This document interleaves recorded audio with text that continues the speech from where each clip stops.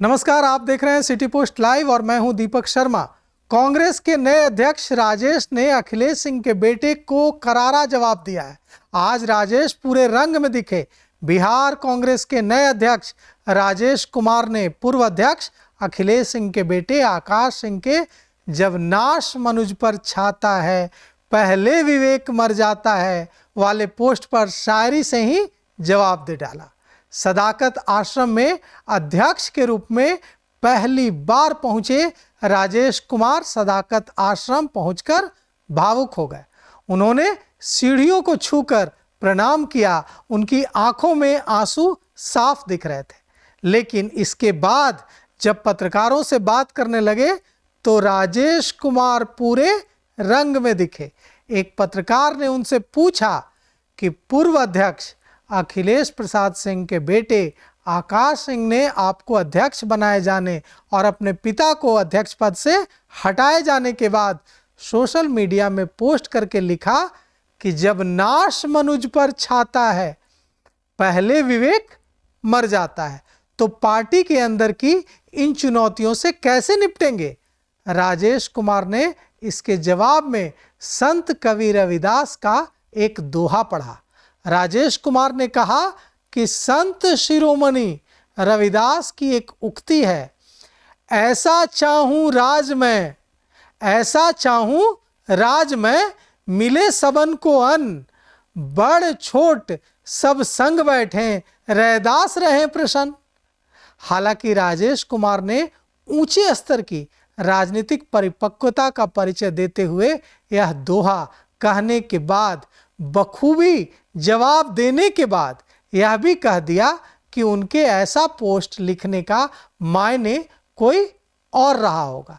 जब राजेश कुमार सदाकत आश्रम में संत शिरोमणि रविदास के दोहे पढ़ रहे थे तब वहां खूब तालियां भी बजी। तो सुनिए राजेश कुमार ने क्या कुछ कहा। दिल्ली में पूर्व प्रदेश अध्यक्ष से मिलने के उनके आवास पे भी आप भी कह रहे हैं कि सब कुछ ठीक ठाक है, अभी मुलाकातें भी हो रही है। ऐसा क्यों लग रहा है कि आपको दो मोर्चे पे लड़नी पड़ेगी? एक तो जो प्रदेश केंद्र ने जो जिम्मेदारी दी है उसको लेकर के और संगठन के अंदर है, क्योंकि पूर्व प्रदेश अध्यक्ष के पुत्र ने खुद ट्वीट किया कि "जब नाश मनुष्य पे छाता है, पहले विवेक मर जाता है"। इस तरह कोटेशन आया उनके अकाउंट पे। इसको क्या समझा जाए? क्या कांग्रेस में आपको अंदरूनी लड़ाई भी लड़नी पड़ेगी? देखिए ऐसा है, हम समझ जिस दलित समाज की आप बात कर रहे हैं, जहाँ से आप आ रहे हैं, आप जान रहे हैं कि कांग्रेस के अंदर एक लंबे दशकों के बाद आपके जैसे व्यक्ति को या इस समाज को एक मौका मिला है।